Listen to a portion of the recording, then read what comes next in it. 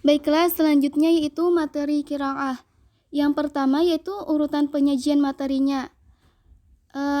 Pertama, materi qiraah di dalam buku ini berisikan teks bacaan yang terstruktur dan memuat judul yang telah ditetapkan dalam KIKD. Untuk latihan-latihan bisa dilihat di PPT ini ada contoh latihannya, yaitu ada perintah dha harfa shad idza kanat jumlatu sahihatan wa harfa kha idza kanat jumlatu khata'atan. Maksudnya, beri huruf shad apabila pernyataan atau kalimat berikut benar dan huruf kha apabila kalimat salah. Contoh latihan yang kedua yaitu a'ti syakla 'alal jumlatil atiyah. Berikan syakal pada kalimat di bawah ini. Dan contoh latihan yang ketiga yaitu tarjim jumalal atiyah ilal lughatil Indonesia. Terjemahkan kalimat-kalimat di bawah ini ke dalam bahasa Indonesia. Selanjutnya itu prinsip penyajian materi qiraah. Yang pertama, relevansi. Materi qiraah pada semester ini sangat relevan dan sesuai dengan program dalam KIKD. Yang kedua yaitu melengkapi. Pembahasan materi qiraah yang dipelajari dirasa sudah cukup, mampu melengkapi pembahasan sebelumnya. Yang ketiga yaitu pemantapan. Materi qiraah ini bertujuan untuk meningkatkan kemampuan siswa dalam pembahasan materi sebelumnya, karena di dalam materi qiraah ini telah memuat diantaranya kalimat tarkib, mufradat, dan hiwar yang tercakup di dalamnya. Yang keempat yaitu jelas dan menarik. Materi qiraah dirasa sudah cukup jelas dari segi penulisan dan tarkibnya yang dapat dipahami. Hanya saja memiliki kekurangan dari segi pewarnaan tampilan gambar yang kurang menarik. Yang kelima yaitu variasi. Karena dari keseluruhan materi qiraah sudah mencantumkan 3 jenis latihan, maka sudah dikatakan bervariasi. Selanjutnya yaitu materi kitabah. Urutan penyajian materi yang pertama, materi utama. Keseluruhan dari materi ini untuk menyempurnakan materi sebelumnya, seperti istima', tarkib, kalam atau hiwar, dan qiraah. Materi kitabah dalam buku ini langsung berupa latihan-latihan yang mencakup materi sebelumnya. Yang kedua, latihan-latihan itu contoh latihan-latihannya bisa dilihat di gambar yang ada di PPT ini. Beberapa contohnya yaitu rattib kalimatil atiyah litakuna jumlatan mufidatan. Urutkanlah kata-kata di bawah ini agar menjadi kalimat yang sempurna. Contoh yang kedua yaitu bayyin an ihtifali maulidin Nabi sallallahu alaihi wasallam fi haulika bil lughatil arabiyyah. Yang ketiga, contoh latihan yang ketiga yaitu tarjim hadhil jumalal atiyah ilal lughatil arabiyyah. Terjemahkan kalimat-kalimat berikut ini ke dalam bahasa Arab. Prinsip penyajian materi kitabah. Yang pertama, relevansi. Keseluruhan materi kitabah pada semester ini kami rasa cukup relevan. Yang kedua yaitu edukasi.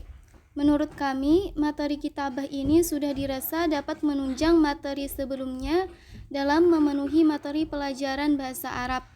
Yang ketiga itu pemantapan. Disusunnya materi kitabah ini untuk melatih siswa dalam mengaplikasikan materi sebelumnya. Yang keempat yaitu jelas dan menarik. Dalam materi kitabah ini, kami rasa masih kurang jelas karena materi yang disajikan langsung berupa latihan-latihan yang berkaitan dengan materi sebelumnya, serta untuk segi tampilannya juga kurang menarik. Yang kelima yaitu variasi. Menurut kami, latihan-latihan pada materi kitabah ini sudah bervariasi karena memiliki 3 jenis latihan yang berbeda-beda.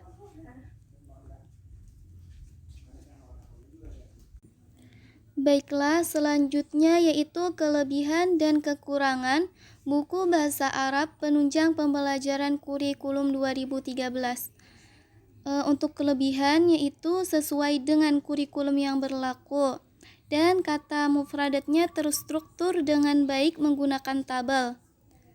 Untuk kekurangan yaitu sebagian materi pada buku ini tidak disertai gambar yang menarik dan tidak ada satupun latihan soal untuk materi mufradat.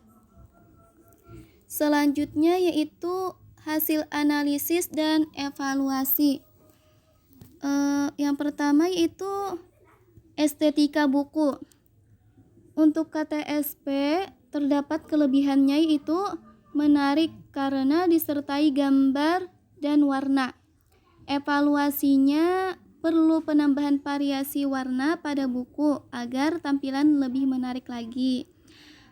Untuk estetika buku pada kurikulum 2013 terdapat kekurangan, yaitu kurang menarik karena tidak disertai gambar-gambar berwarna pada sebagian materinya. Evaluasinya perlu ditambahkan gambar berwarna dan yang menarik pada setiap materinya, agar para siswa akan lebih semangat dalam belajar. Selanjutnya yaitu kesesuaian KIKD. KIKD sudah sesuai antara KIKD dan isi buku. Selanjutnya yaitu kesesuaian SKKD. Untuk SKKD ini sudah sesuai antara KD dan isi bukunya.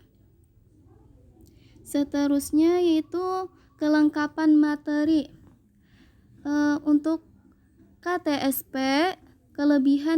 memiliki kelebihan itu cukup lengkap karena memuat beberapa penjelasan pada materi utama, dan untuk latihan ada yang bervariasi dan tidak bervariasi, dan terdapat lembar portofolio di setiap akhir bab. Untuk kekurangannya itu tidak terdapat latihan pada tiap akhir bab.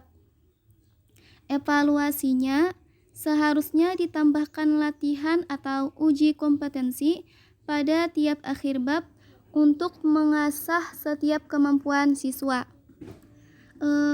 Untuk kelengkapan materi kurikulum 2013 terdapat kelebihannya yaitu materi yang disajikan sudah cukup lengkap karena memuat penjelasan pada materi utamanya, dan untuk latihan ada yang bervariasi dan tidak bervariasi. Untuk kelengkapan materi ini juga terdapat kekurangannya pada K13 itu kurang lengkap karena tidak ada soal latihan pada materi mufradatnya. Evaluasinya yaitu seharusnya pada materi mufradat disajikan latihan-latihan soal yang dapat menunjang siswa dalam memahami materinya. Selanjutnya yaitu kesesuaian dengan budaya Indonesia. Untuk KTSP kelebihannya tidak terdapat di dalam tabel SKKD tulisan tentang nilai dan moral sosial budaya Indonesia, gotong royong, percaya diri, rasa ingin tahu, dan peduli lingkungan. Hanya tersirat secara tertulis tentang kegiatan upacara keagamaan. Evaluasinya seharusnya dalam tabel SKKD tertulis tentang nilai moral dan sosial budaya Indonesia, gotong royong, percaya diri, rasa ingin tahu, dan peduli lingkungan. Untuk K13 kesesuaian dengan budaya Indonesia terdapat kelebihan yaitu nilai moral dalam pembelajaran dirasa sudah cukup sesuai dengan budaya Indonesia. Terlebih lagi materi yang disajikan juga berkaitan dengan kegiatan-kegiatan yang dilakukan di Indonesia. Selanjutnya dan yang terakhir itu penggunaan teknologi. Untuk untuk KTSP terdapat kelebihan yaitu pembelajaran sudah sesuai dengan model pembelajaran. Evaluasinya perlu penambahan media seperti internet, web, media sosial, dan koran. Untuk K13 terdapat kelebihannya pada penggunaan teknologi itu langkah-langkah pembelajaran sesuai dengan model pembelajaran. Evaluasinya perlu penambahan media internet, web, media sosial, koran, majalah disesuaikan dengan sekolah masing-masing. Mungkin itu saja yang dapat saya sampaikan. Salah dan khilaf mohon dimaafkan. Assalamualaikum warahmatullahi wabarakatuh.